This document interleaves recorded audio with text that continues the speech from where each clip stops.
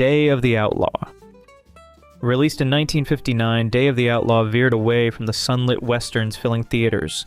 Directed by Hungarian-born André de Toth, this icy, ethically blurred story unfolds in a snow-buried Wyoming settlement, filmed in the frozen expanse of Central Oregon. Reports from the set recount grueling conditions, with cast members such as Robert Ryan and Burl Ives coping with sub-zero temperatures and extreme fatigue. Some even whispered about frostbite, though official documentation remained scarce. The cold was more than just natural. It paralleled the film's bare-bones tension and emotional distance. De Toth emphasized stark minimalism, using vast white vistas and austere interiors to corner his characters in moral gridlock. Ryan's role isn't heroic. He's a resentful rancher driven by self-interest, and the outlaws, desperate, threatening, and unsettlingly real. That subtlety ran counter to the black-and-white righteousness many viewers still crave from westerns in the late 50s. The film faded fast, overshadowed by more crowd-pleasing titles, yet its impact remained. Quentin Tarantino would later cite it as a foremost influence on The Hateful Eight, and modern critics now regard it as an early tremor in the wave of revisionist westerns. Some dare to guess that if Day of the Outlaw had appeared only a few years later, during the era of Sergio Leone and Sam Peckinpah, it might have unleashed a very different conversation. Instead, it stays a chilly rarity, under-recognized, unyielding, and years ahead of its time. The Gunfighter. Debuting in 1950, The Gunfighter took a sharp deviation from the genre's norms. At a period when westerns prospered on unambiguous heroism, this movie leaned into something more sobering. Gregory Peck plays Jimmy Ringo, a jaded gunslinger ensnared by his own notoriety, eager to escape the aggression he once infused. The film's sober mood and measured rhythm unsettled executives at 20th Century Fox. Stories circulated that some feared the character's grim presence would tarnish Peck's leading man appeal, already a bankable draw in Hollywood. But the real stir? His mustache. Studio higher-ups reportedly worried it might alienate women moviegoers, an advertising concern that, looking back, reveals more about the era's insecurities than any facial hair preferences. Commercially, it stumbled, eclipsed by flashier productions with more conventional shoot-'em-ups. Yet in time, critics and film historians returned to it. Richard Slotkin and others have singled out The Gunfighter as a watershed for the western's progression, paving the way for morally torn anti-heroes in High Noon, and decades later, Unforgiven. Still, questions remain as to why it never achieved iconic standing. Certain observers believe its box office flop and the studio's lukewarm support concealed it prematurely. Others argue it was simply too advanced for that moment. Whatever the reason, The Gunfighter persists as a concealed keystone of old Hollywood's Western catalog, understated, contemplative, and well before its time. 7 Men From Now. In 1956, 7 Men From Now quietly entered theaters, marking the first collaboration between director Bud Buddicker and actor Randolph Scott, a duo later praised for redefining the Western's stripped-down style. Produced by John Wayne's Bat Jock, the lead role was originally intended for Wayne, who reportedly passed to focus on The Searchers. Scott's portrayal of Ben Stride, a haunted former lawman, delivered a subtle, morally complex performance that contrasted sharply with the era's flashy Technicolor epics. Despite its lean suspense and evocative landscapes, the film suffered from limited distribution and the rise of television westerns, causing it to slip under the public radar. Over time, however, 7 Men From Now gained critical acclaim, sparking a series of 6 more Buddicker-Scott westerns known as the Ranone Cycle. Celebrated by critics like Dave Kerr and Richard Brody for its storytelling precision and called a paragon of storytelling economy, by scholar Jim Kitzes, the film's quiet power was finally recognized following a restoration in the early 2000s. Today it stands as a foundational work that reshaped the Western genre from within, proving that restraint and psychological depth could rival spectacle. The Tall T. The Tall T, released in 1957 and directed by Bud Buddicker, quietly reshaped the Western by trading grand spectacle for psychological intensity. Adapted from Elmore Leonard's 1955 short story The Captives, it stripped away cavalry charges and saloon brawls in favor of a tense hostage scenario steeped in moral ambiguity. Randolph Scott stars as Pat Brennan, a rancher caught in a stagecoach robbery, opposed by Richard Boone's Frank Usher. a villain whose blend of charm and menace suggested a man trapped by his own choices. Boone's performance stands out as a rare dive into existential complexity within a genre often defined by clear-cut heroes and villains. Part of the famed ran-on cycle of mid-50s westerns by Buddeker and Scott, The Tall T was reportedly shot in just 12 days on a modest budget, with cinematographer Charles Lawton Jr. capturing the stark isolation of Lone Pine's landscapes to mirror the characters' internal struggles. Elmore Leonard's lean dialogue and morally shaded characters give the film a quietly potent edge, focusing on intense personal dynamics over action. Though its initial box office impact was muted, the film's measured storytelling and subtle tension have earned it growing acclaim as an overlooked gem, one that asks a simple but profound question. What does survival cost when the lines between right and wrong blur? Jubal. Jubal, brought to screens by Columbia Pictures in 1956, often goes unrecognized in the annals of Western cinema, despite its daring break from tradition. Directed by Delmer Daves and later labeled by some critics as an Othello on the prairie, the film grapples with jealousy, treachery, and suspicion using an unconventional psychological angle. Glenn Ford plays Jubal Troop, a drifter whose ascent on a Wyoming ranch ignites the animosity of Rod Steiger's explosive Pinky, incensed by Jubal's mounting influence and closeness to Shep Horgan's wife, interpreted by Valerie French, driving the narrative into more twisted, heavier territory.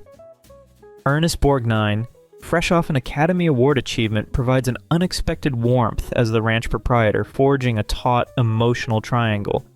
Though overshadowed at its launch by heavyweights like The Searchers and Giant, certain film historians contend that Jubal laid a cornerstone for the introspective westerns that blossomed in the 1960s. Daves, acknowledged for his unconventional viewpoint in Broken Arrow, imbued Jubal with complexities of class tension, ethical uncertainty, and exile, qualities that would soon typify the revisionist trend. Chatter has gone around that studio bosses were unsettled by the film's somber undertone, worried it lacked the broader draw of standard Western shootouts.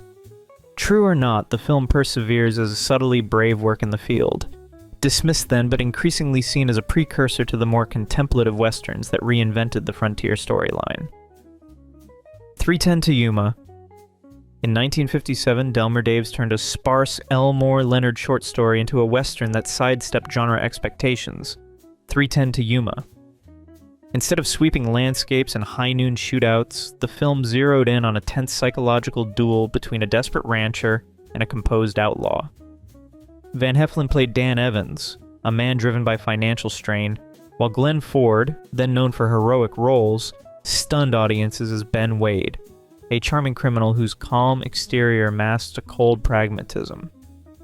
Ford's casting against type-raised eyebrows at the time, and some critics now credit it with reshaping perceptions of moral complexity in the genre. One theory suggests that the film's initial lukewarm reception stemmed from its refusal to draw clean moral lines, an unusual move in the late 1950s, when audiences still craved clear-cut heroes. Industry lore suggests that studio executives were uneasy about the film's ambiguity, fearing it might confuse viewers more than challenge them. While critics offered polite praise, box office numbers lagged. It wasn't until decades later, after the rise of revisionist westerns, that 3:10 to Yuma earned its due as a minimalist triumph. The two-man tension, largely confined to dialogue and glances, now stands out as a bold counterpoint to the action-heavy westerns of its day. When the 2007 remake hit theaters, packed with explosive set pieces and A-list stars, it reignited interest in the original. Still, the 1957 version remains a sleeper. Quiet, calculated, and arguably more daring than many of its louder peers. The Hanging Tree. Released in 1959, The Hanging Tree didn't fit the mold of the traditional Western, and maybe that's why it slipped through the cracks. Directed by Delmer Daves, known for sharper westerns like 3:10 to Yuma, this film traded high-noon heroics for psychological weight. Gary Cooper took on the role of a reclusive frontier doctor with a murky past, arguably one of the most morally complex characters of his career. There is speculation that Cooper's declining health during this period, including chronic ulcers and exhaustion, may have deepened the worn-down edge in his performance. Set in a Montana gold rush town, the film builds tension not with shootouts, but with uneasy relationships and buried secrets. Carl Malden plays a manipulative prospector, while Maria Schell's character, a blind woman rescued by Cooper's doctor, adds emotional volatility to the mix. The screenplay, adapted from Dorothy M. Johnson's novella, doesn't chase redemption. Instead, it lingers in moral ambiguity, asking whether salvation is even on the table. The film's theme song, sung by Marty Robbins and scored by Max Steiner, earned it an Academy Award nomination, a rare spotlight for a film otherwise overlooked in its day. Though it never claimed the cultural clout of High Noon or Shane, some film historians now point to The Hanging Tree as a quiet forerunner to the revisionist westerns of the 1970s. It challenged the myth of the flawless cowboy long before it was fashionable to do so. Man of the West. Released in 1958, Man of the West arrived at a strange crossroads in Hollywood westerns. Too dark for traditional fans, too early for the revisionist wave. Directed by Anthony Mann, the film cast Gary Cooper as a former outlaw dragged back into a world of violence he thought he'd escaped. It was a stark departure from Cooper's usual noble lawmen, and some speculate he was uneasy with the role's grim tone and moral murkiness. Critics were equally divided. The film's raw intensity, stripped-down setting, and psychological edge confounded audiences accustomed to cleaner narratives. While American box office figures remain unclear, it's widely accepted that the film struggled commercially. Yet decades later, its reputation has surged. Scholars now credit it as a turning point in the genre, with themes of inherited brutality and fractured identity that predate the revisionist boom of the late 60s. French critics, particularly during the rise of the New Wave, were among the first to champion it. A handful of commentators claim Jean-Luc Godard held it in high regard, though the full extent of his praise remains a topic of debate. What's certain is this: Man of the West was ahead of its time, and its shadow still lingers over the westerns that came after. Ramrod. In 1947, a western called Ramrod took a sharp detour from genre expectations and left critics dumbfounded. Directed by Hungarian-American filmmaker André de Toth, better known for his work in noir and 3D horror, the film mashed up the dusty frontier with moody shadows and moral ambiguity. It wasn't just the visuals that stirred debate. Veronica Lake, famous for her sultry roles in noir, played Connie Dickinson, the headstrong daughter of a powerful rancher, determined to strike out on her own. She didn't just break the mold of the Western damsel, she crushed it. Ruthless, strategic, and unafraid to manipulate, her character sparked discomfort in an era when women were expected to stay in the background. Joel McCrea played her conflicted enforcer caught between loyalty and a crumbling sense of justice. Rumors from the set suggest Lake's off-screen tension with the Toth, her then-husband, may have bled into the film's icy tone. Critics didn't know what to call it. A western? A noir?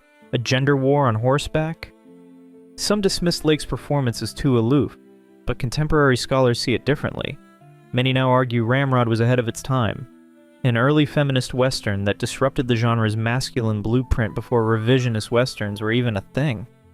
Based on a novel by Luke Short and supported by a strong cast including Don DeFore, Donald Crisp, and Preston Foster, Ramrod never reached blockbuster status.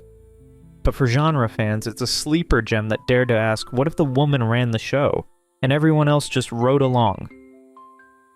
The Bravados. Released in 1958, The Bravados arrived during a flood of westerns that glorified frontier justice, but this one quietly flipped the script. Gregory Peck plays Jim Douglas, a man consumed by vengeance, tracking 4 men he believes are responsible for his wife's death. But the ending throws a wrench into that conviction, revealing a moral ambiguity that was rare for the genre at the time. Rather than celebrate retribution, the film lingers on guilt, doubt, and psychological weight. Its bleak tone and lack of clear catharsis may have hurt its box office numbers, and critics weren't exactly raving. Still shot in CinemaScope with sweeping Mexican landscapes, it stood apart from its more action-heavy peers like Rio Bravo and The Big Country. Some film scholars now view it as an early step toward the revisionist westerns of the 1970s. Some guess it paved the way for morally intricate stories like Clint Eastwood's Unforgiven. Anecdotes claim that its somber mood and introspective pacing kept it from mainstream fame, but decades later its quiet intensity has earned it a second look. The Naked Spur. Released in 1953, The Naked Spur disrupted traditional westerns with a taut, morally complex narrative set against the rugged Colorado wilderness. Directed by Anthony Mann, the film cast James Stewart, then known for wholesome roles, as a bounty hunter driven more by greed than justice. Robert Ryan's fugitive and Janet Leigh's ambiguous character added layers of distrust and tension, blurring the lines between right and wrong. Though shot largely on location amid challenging conditions, the film's raw realism and psychological depth left critics unsure how to categorize it. The screenplay earned an Oscar nomination, losing to the disaster drama Titanic, not the 1997 release. Film historians like Jeanine Basinger highlight The Naked Spur as pivotal in Stewart's transition to darker, more nuanced roles, partly informed by his wartime bomber pilot experience. While often overshadowed by other Mann-Stewart westerns such as Winchester 73, this film stands out for its introspective tension and emotional stakes. Here, the true showdown unfolds not with guns, but within the conflicted minds of its characters, marking it as a quietly groundbreaking entry in the genre. If you've enjoyed this video, please leave a like and comment. Also consider subscribing and hitting the notification bell to get notified of our new videos each week. Thanks for watching.